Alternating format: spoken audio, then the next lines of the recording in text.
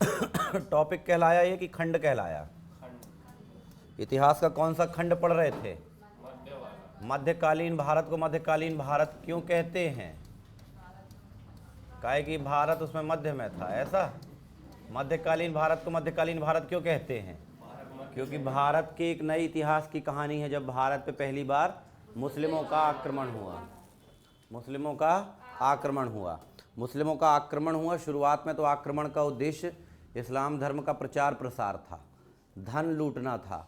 बाद में पता चलेगा कि लोगों का इरादा बदल गया और एकदम से हम धर्म प्रचार और इधर देख पकड़ लिया, धर्म प्रचार और धन लूटने के अलावा फिर हम लोगों ने यहाँ पर, मतलब हमारे भारत देश में यहाँ पर मोहम्मडनों ने अपनी सत्ता भी स्थापित कर ली।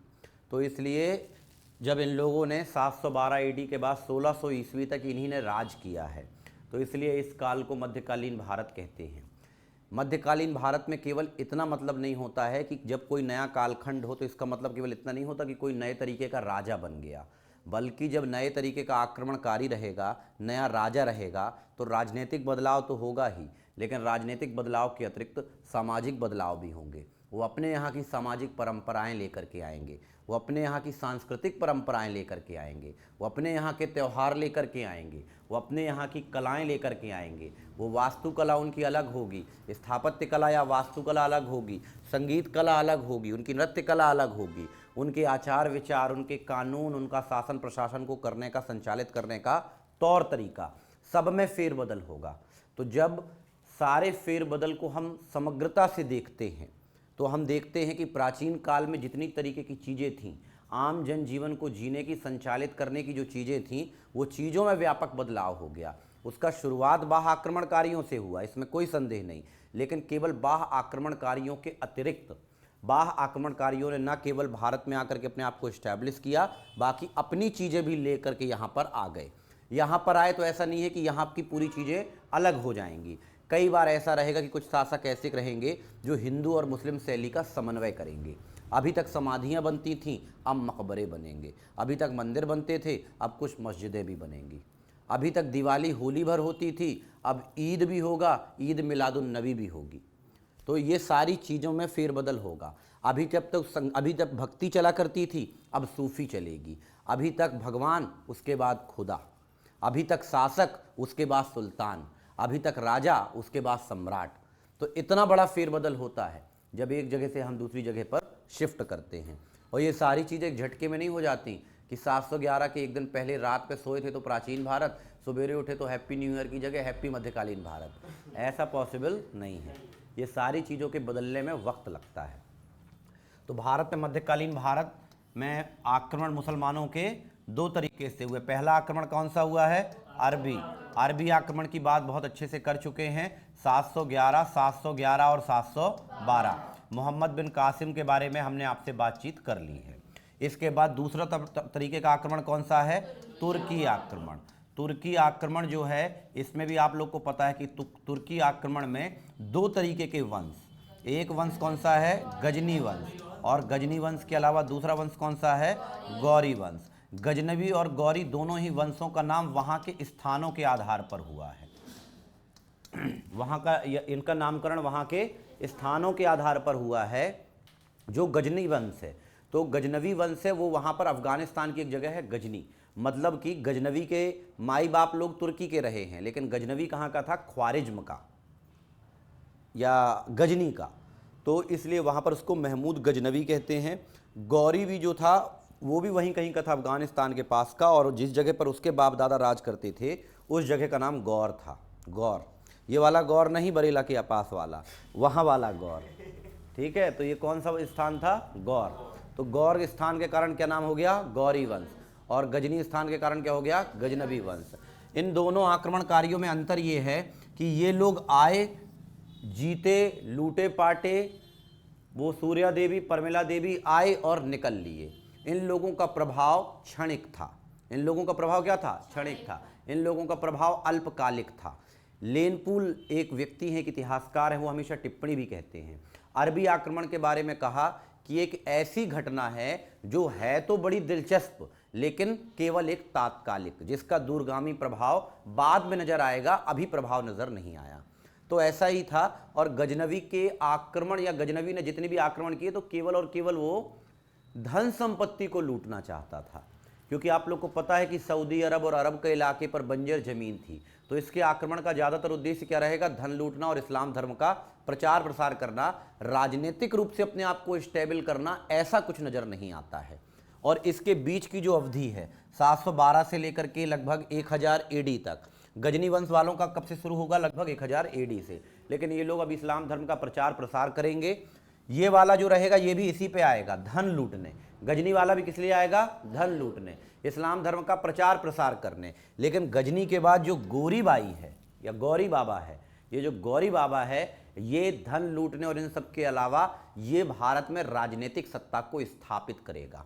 तो भारत में राजनीतिक सत्ता को स्थापित करने का श्रेय किसका रहेगा?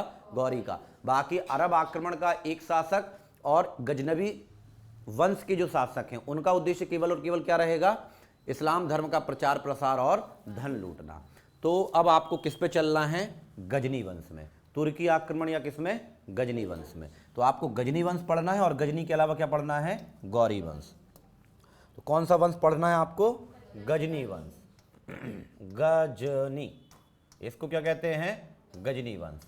तो देखिए गजनवी वंश में भी आप लोग एक फॉर्मेट बनाइए कि प्रीलिम्स, मेंस और इंटरव्यू में क्या पूछेगा, ये पूछ सकता है, क्या भरोसा। तो गजनी वंश में देखिएगा, गजनी वंश में भी आप लोग अपने दिमाग में जब भी इतिहास पढ़ें, कोई भी भूगोल पढ़ें, तो सबसे पहले ये जरूर निर्धारित कर लें कि आपको क्या क्या पढ़ना है और क्यों क्यों पढ़ना है।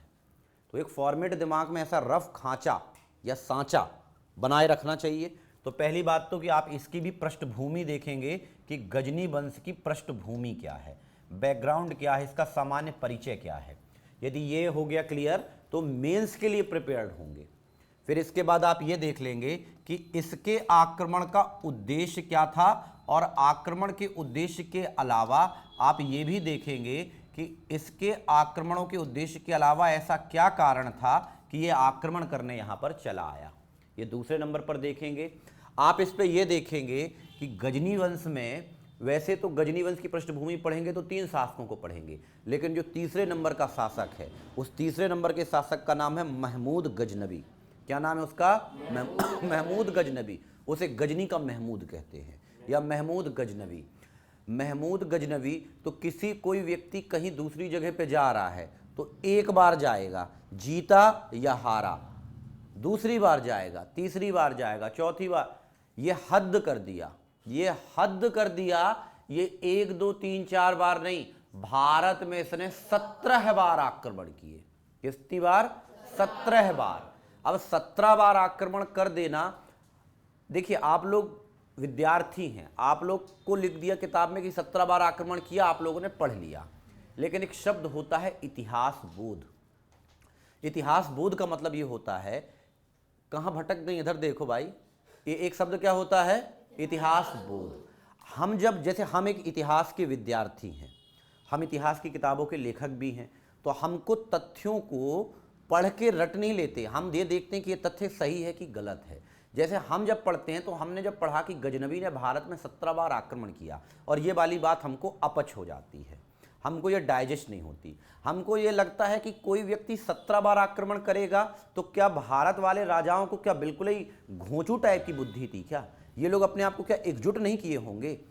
1 बार आक्रमण, 2 बार आक्रमण, 3 बार आक्रमण यहाँ तक झेला जा सकता है, लेकिन चौथी 5वीं बार के बाद तो एकजुटता बढ़ी होगी, उसके बाद तो प्रतिरोध बढ़ा होगा। लेकिन पता नहीं इतिहासकारों को क्या लगा। अब ये तथ्य हो सकता है कि मुस्लिम इतिहासकार, जैसे उस समय के जो स्रोत हैं वो उन्हीं के द्वारा लिखी गई किताबें हैं, तो ऐसा हो सकता है कि आप लोग अपने हमारे बारे में, अगर कोई हमारा कोई बच्चा हमारी जीवनी लिखे तो हमारे बारे में लिख दे कि हमारा मास्टर 4 घंटे में यूपीएससी के पूरे विषय पढ़ा देता था, ऐसा हो सकता है लिख दे, और दूसरे लोग कर भी ले कि वो तो जादूगर था। लेकिन ये क्या तथ्य सही है क्या? ऐसा लगता है कि ये कई चीज़ें इतिहास में बढ़ा चढ़ा करके बताई जाती हैं। तो एक इतिहासकार वही है हेनरी इलियट। कुछ लोगों ने 12 आक्रमण बताए हैं, कुछ लोगों ने 12 ही बताए हैं, कुछ लोगों ने 6 ही बताए हैं, लेकिन अब जब प्रामाणिक इतिहासकार ने 17 बता दिया है, हो सकता है 7 ही रहा हो, एक गलती से लिख गया हो, ऐसा भी हो सकता है। लेकिन अलग अलग तरीके के अनुसंधान ये बताते हैं, अलग अलग जगह की खुदाई ये बताती है। अलग अलग जगह के स्रोत ये बताते हैं कि गजनबी ने वाकई में भारत में कितनी बार आक्रमण किए, 17 बार। और हम लोगों को डूब मरना चाहिए कि नहीं मरना चाहिए कि कोई विदेशी आक्रमणकारी 17 बार आए, पहले इसको आए, इसको हरा के चला जाए, उसको हराए उसको, तो तुम लोग को क्या एकजुट नहीं हो जाना चाहिए तत्काल कि जैसा ही कोई आएगा इकट्ठे झपट्टा मारेंगे? तो भारत के राजाओं की बुद्धि क्या घास चरने गई थी? तो ये भी एक ड्रॉबैक है कि भारत के राजाओं के बीच में इतनी ज़्यादा फूट कि तुम्हारा अगर घर जलेगा तो हमको मज़ा आएगा, अरे तुम्हारा घर जलेगा तो दर्द हमको भी होगा, उसकी लपटें हमारे पास भी आएंगी, एक लोटा पानी लेके हम भी बुझाने आएंगे, भले ट्यूबवेल और फायर ब्रिगेड की गाड़ी न आए, ऐसे आएंगे ऐसे करके, अच्छा ऐसे तो बढ़ेगी, इससे तो बढ़ेगी, कुछ ना कुछ तो करेंगे लेकिन बुझाएंगे। तो 17 बार आक्रमण होना ये भारतीय इतिहास की एक दिलचस्प और शर्मिंदगी भरी घटना है कि कोई विदेशी आक्रांता आकर के 17 बार आक्रमण कर रहा है। तो आपको यही देखना पड़ेंगे कि यदि ये आक्रमण किया तो आप पढ़ेंगे कि किस व्यक्ति ने आक्रमण किया, महमूद गजनबी ने। तो आपको महमूद गजनबी के 17 आक्रमण आपको पढ़ना पड़ेंगे। इसमें 17 के 17 आक्रमण तो नहीं पेपर में प्री में आ जाते हैं, प्री की दृष्टि से तो 5 या 6 आक्रमण ही महत्वपूर्ण हैं, लेकिन किसी दिन MPPSC या UPPSC मेंस में आ जाएगा, तब आपको पूरे 17 आक्रमण फिंगर में होने चाहिए। तब तो आपको औरों से अलग बनना है ना, इतनी सी जगह है, इतनी बड़ी भीड़ है, तो अलग तो बनना पड़ेगा। तो गजनबी के क्या पढ़ेंगे आप, 17 आक्रमण। लेकिन गजनबी ने भारतीयों को रौंदा, ये कहने में हमको कोई शर्म नहीं है कि भारतीयों को उसने हराया, भारतीयों को उसने हराया, भारतीयों के साथ उन्होंने गलत किया, यहाँ की महिलाओं के साथ गलत किया, यहाँ के मंदिरों के साथ गलत किया, यहाँ की मंदिरों को नष्ट किया गया, मूर्तियों को तोड़ा गया, ये तक किया गया कि यहाँ की मंदिर और मूर्ति के पत्थरों को जाकर के अपने यहाँ के धार्मिक स्थल, मतलब मैं ऐसी कोई चीज़ नहीं बोलूँगा क्योंकि अभी क्लास उस पर रिकॉर्ड हो रही है, लेकिन ये तक सुनने में आया कि अपने यहाँ के धार्मिक स्थल में उन्होंने क्या किया है, सीढ़ियों में यहाँ की चीज़ों को लगाया ताकि लोग पैर यहाँ पर रख करके चढ़ पाएँ। यदि कोई व्यक्ति इतना धर्मांध हो रहा है तो इतिहासकारों की इसकी घोर निंदा करनी चाहिए। फिर नाम बदल देती है वर्तमान सरकार, या वर्तमान में कुछ ऐसा होता है तो लोगों को लगता है कि ये वो। तो यदि ऐसा इतिहास में है तो इतिहास में पुरानी गलतियों को सुधार करना चाहिए। सरकारों को और भी कार्य करना चाहिए, शिक्षा का भी करना चाहिए, स्वास्थ्य का भी करना चाहिए, बाकी सब भी करना चाहिए, ज़्यादा वो करना चाहिए। लेकिन यदि सरकार या वर्तमान पे ऐसा माहौल बन रहा है कि पुरानी गलतियां या पुराने इस तरीके की चीज़ों को हमको बदलना चाहिए, तो बदलाव अच्छा है, बदलाव होना चाहिए कि नहीं, हो जाता है, क्या दिक्कत है। तो महमूद गजनबी के क्या पढ़ेंगे आप, 17 आक्रमण। लेकिन क्या 17 आक्रमण में कोई भी ऐसा आदमी नहीं था जो महमूद गजनबी की आंखों में आंखें डाल के बात करे, कोई भी ऐसा नहीं था, कोई ना कोई तो रहा होगा। तो आप ये देखेंगे कि महमूद गजनबी ऐसा थोड़ी कि हर कोई बिल्कुल उनके पाँव में मेहंदी लगी है घर से जाने के काबिल नहीं है, तो ऐसा थोड़ी ना रहेगा, कोई ना कोई तो ऐसा रहेगा जो बाहर सामने आएगा। तो आप ये देखेंगे कि ऐसे कौन से राजा हैं जो महमूद गजनबी का ठीक तरीके से प्रतिरोध करते हैं, ये भी आप देख रहे होंगे। जब ये सब हो चुका होगा तो ये महमूद गजनबी जब 17 आक्रमण किया और इसके बारे में जानकारी इतनी ज़्यादा है, और जब ये बार बार भारत आया, बार बार 17 बार भारत आया, तो 17 बार भारत आने के बाद अकेले नहीं आया, ये भी आदमी थोड़ा सा क्या रहता है कि कोई इंसान थोड़ा शान और शौकत ज़्यादा पसंद करता है। तो जब ये इसके दरबार में एक से एक लोग हुआ करते थे, मतलब कि एक लेखक, एक कवि, कभी एक इतिहासकार, कभी एक और बहुत बड़ा संस्कृत का ज्ञाता, कहीं भूगोल का ज्ञाता। भारत आना है तो बिना संस्कृत के ज्ञाता के बिना आ पाओगे क्या? हमारे यहाँ के पूरे ग्रंथ ही लिखे हैं संस्कृत में, तो बिना संस्कृत के। तो इसके दरबार में मतलब भरा पूरा दरबार था। तो कभी कभी प्रीलिम्स में सवाल ये भी आ जाता है कि महमूद गजनबी के दरबार में कौन कौन व्यक्ति था और कैसा कैसा था, ये सब पढ़ लेंगे। तो फिर आपको एक चीज़ और पढ़ना पड़ेगा कि क्या प्रभाव पड़े गजनबी के आक्रमण के। और जब भी इतिहास में ऐसा शब्द आ जाए कि प्रभाव, कारण, तो फिर वही 4 चीज़ रट लो, अपने ब्लड में घोल लो, सामाजिक, आर्थिक, राजनीतिक, सांस्कृतिक, धार्मिक, न्यायिक, प्रशासनिक, हो गया। इतना तो दुनिया ही बनी है, इतने में तो देश और समाज चल जाता है। तो ये किसका आक्रमण है? महमूद। उसको कहे प्यास लगाई, गजनबी का आक्रमण है। किसका आक्रमण है? गजनबी का आक्रमण है। ठीक है, कैमरा सब लोग ऑन रखेंगे भाई। तो ये आपका क्या कहलाया, ये फ्लो चार्ट। अब इसमें आपको अपने दिमाग में एक फॉर्मेट बना लेना चाहिए। कासिम का भी लगभग इर्द गिर्द यहीं घूमेगा, और किसी भी शासक को पढ़ाएंगे पूरा मध्यकाल या पूरा कुछ भी, तो फॉर्मेट तो यही रहेगा, और कहानी ही काम की है। बाकी किताबों में जो लिखा है वो तो सबका है। तू बता तेरा तजुर्बा क्या है। तो ये क्या कहलाता है? तजुर्बा। तो अपने तजुर्बे को थोड़ा सा इंस्टॉल करो दिमाग में। तो पृष्ठभूमि सुन लो। पहले नंबर पर क्या पढ़ना है आपको? पृष्ठभूमि। तो पृष्ठभूमि ऐसी है कि आपको इसके लिए चलना चलेगा आज से। आज कौन सा साल है? 2023। अरे सॉरी, अभी दिमाग हैंग कर रहा है, सवेरे सवेरे है ना। तो अभी कौन सा साल चल रहा है? 2024। 2024 से आप चलिए 1000 साल पहले, तो कहाँ पे आ गए? 1024। तो 2000 से 1000 साल पहले 24 और घटाइए, अब कितना आया? 1000 पे और घटाइए 14, अब आया 86। अब कितना आया? 986। तो इस वंश का कौन सा वंश है? ये गजनी वंश। ये कौन सा वंश है? गजनी वंश। तो गजनी वंश के लिए याद रखिएगा कि गजनी वंश की शुरुआत तब से होती है, पता नहीं, पता चलता है कि गजनी वंश का जो संस्थापक था उसका नाम था, संस्थापक है आ से ही नाम शुरू होगा, अल्पतगीन। क्या नाम था? अल्पतगीन। गजनी वंश का संस्थापक कौन था? अल्पतगीन। अल्पतगीन का एक दामाद हुआ करता था, दामाद जी। अल्पतगीन का एक दामाद हुआ करता था, और दामाद साहब का नाम क्या था? सुबुक्तगीन। अल्पतगीन का दामाद का नाम क्या था? सुबुक्तगीन।